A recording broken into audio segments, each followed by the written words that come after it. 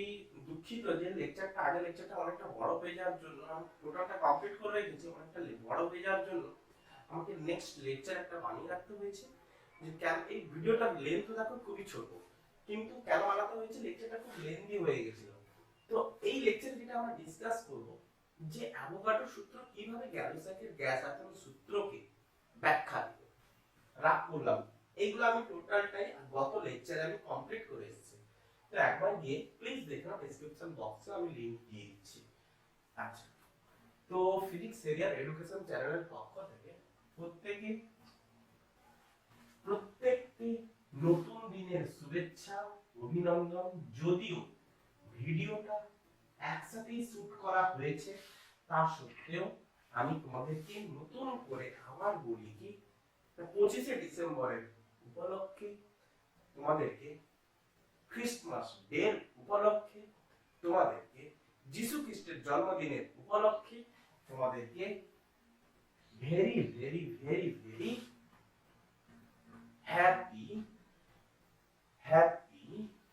Day বলে আখ্যায়িত করব। তো নতুন দিনের শুভেচ্ছা ও ভালোবাসা প্রত্যেকটি। তো আজকে আমরা যেটা বলবো যে অ্যাভোগাড্রো সূত্র থেকে গ্যালোসাকের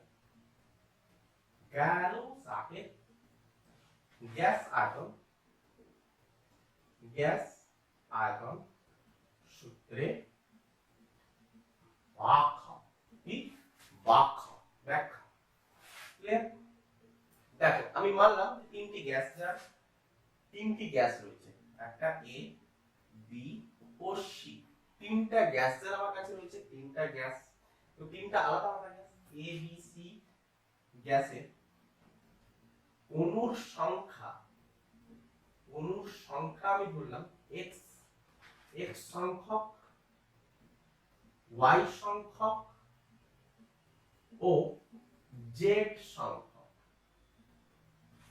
তো এই গ্যাসগুলো এই এ বি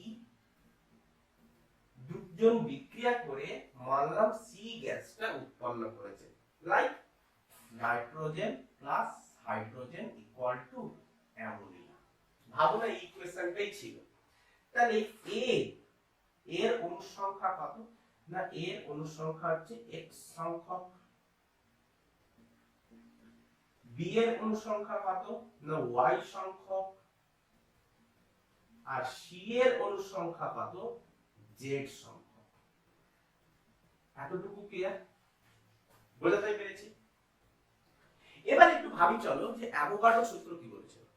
না অ্যাভোগাড্রো সূত্রানুসারে কি বলছে?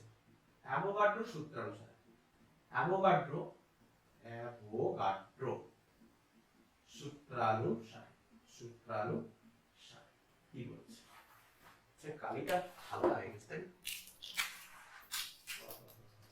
আচ্ছা, অ্যাভোগাড্রো সূত্রানুসারে কি বলেছিল? অ্যাভোগাড্রো সূত্রানুসারে বলেছিল যে নির্দিষ্ট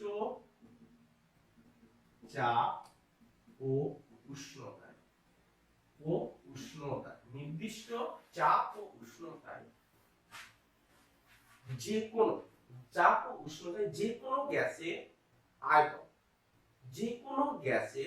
আয়তন সম আয়তনের যে কোনো গ্যাসের সমান সংখ্যক, নির্দিষ্ট ভাষাটা গুলিয়েছে, নির্দিষ্ট চাপ ও উষ্ণতায় সম আয়তনের যে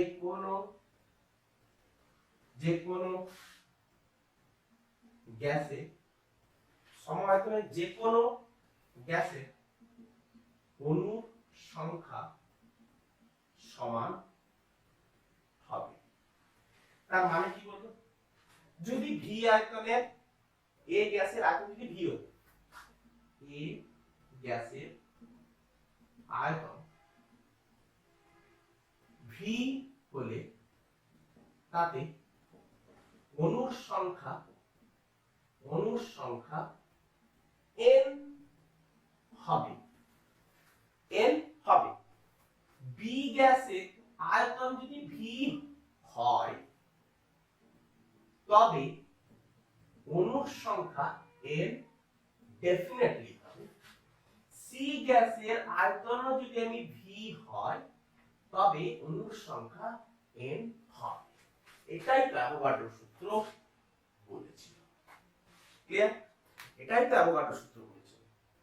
তাহলে n সংখ্যক অণু থাকে ভি আয়তনে, মানে n সংখ্যক অণু থাকে ভি আয়তনে। কোনটা? এই গ্যাসের ক্ষেত্রে তাহলে x সংখ্যক অণু থাকবে কত আয়তনে? কি দেখলাম না a গ্যাসের ভি আয়তনে, n সংখ্যক অণু বর্তমান হলে b ও c এর ভি আয়তনে n সংখ্যক অণু বর্তমান থাকে।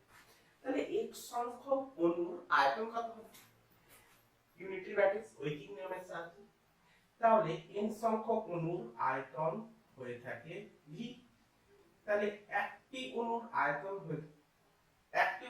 কত হয়ে যাবে? v by n। তাহলে x সংখ্যক অণুর আয়তন কত হবে? না vx বাই n। তাহলে x সংখ্যক অণুর আয়তন কত হলো? vx by n। y সংখ্যক অণুর আয়তন কত হবে? না vy বাই n। z সংখ্যক অণুর আয়তন কত হবে? vz by n। এতটুকু ক্লিয়ার? তাহলে a মৌলটার আয়তন কত? এত। b মৌলের আয়তন কত? এত। c মৌলের আয়তন কত? এত। a b কি ছিল? বিক্রিয়ক পদার্থ। c কি ছিল? উৎপন্ন পদার্থ বা বিক্রিয়াজাত পদার্থ। এবার গ্যালুসাক কি বলছে? না গ্যালুসাক বলছে যে বিক্রিয়ক পদার্থের আয়তন অনুপাত যদি সরল হয় তার মানে vx by n is to vy by n সমান আমি কি লিখতে পারি? না x is to y। তাহলে ডেফিনেটলি এই সংখ্যাগুলো একটা পূর্ণ সংখ্যা থাকবে। তাহলে x আর y ও ডেফিনেটলি একটা পূর্ণ সংখ্যায় আসবে। তাহলে এই পূর্ণ সংখ্যাটা কেমন হবে? না সরল অনুপাত হবে। তাহলে এটা একটা কেমন হবে? ডেফিনেটলি সরল অনুপাত হবে। সেকেন্ড তিনি কি বলছেন?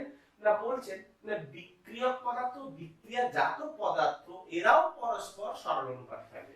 তাহলে দেখে না যে বিক্রিয়ক পদার্থ আর বিক্রিয়াজাত পদার্থের অনুপাত কেমন হবে? না vx। তাহলে এর ক্ষেত্রে আমরা কি লিখব? না vx by n is to p এর ক্ষেত্রে vy by n is to বিক্রিয়াজাত হচ্ছে c, তাহলে vz বাই n। তাহলে এদের অনুপাত কি হবে? x is to y is to z। z ও এখানে একটা পূর্ণ সংখ্যা, তাহলে x ও পূর্ণ সংখ্যা, y ও পূর্ণ সংখ্যা, z ও পূর্ণ সংখ্যা, তাদের অনুপাত কি আসবে? ডেফিনেটলি পূর্ণ সংখ্যা আসবে এবং এই অনুপাত কেমন হয়ে থাকবে? না সরল অনুপাত হবে। তাহলে অ্যাভোগাড্রো সূত্র থেকে আমরা গ্যালুসাকের গ্যাস আচরণ সূত্র প্রমাণ করতে পারলাম। ক্লিয়ার? প্রত্যেকের ক্লিয়ার? তো এইটুকুই আমাদের লেকচার ছিল, যেটা টপিকস ছিল। তো আমি দুটো লেকচার এটাকে কভার করলাম। ক্লিয়ার হয়েছে? তো আমি আশা করি প্রত্যেকটা টপিকসকে ছোট ছোট আকারে ক্লাস 10th এর লেভেলে আমি বোঝানোর চেষ্টা করেছি, তোমরা বুঝতেও পেরেছো। যদি আরো কিছু এরকম এক্সট্রা কোশ্চেন যদি গ্যাস আচরণের চ্যাপ্টার থেকে যদি তোমরা পেয়ে থাকো তাহলে কিন্তু আমাকে কমেন্ট বক্সে জানিও, আমি ওই রিলেটেড টপিকস কিন্তু বানিয়ে দেব এবং সিম্পল করে তোমাদেরকে বুঝিয়েও দেব। ওকে, তো আই হোপ তোমরা ভালোভাবে বুঝতে পেরেছো। Best of luck. এতটুকু পর্যন্ত। Good evening.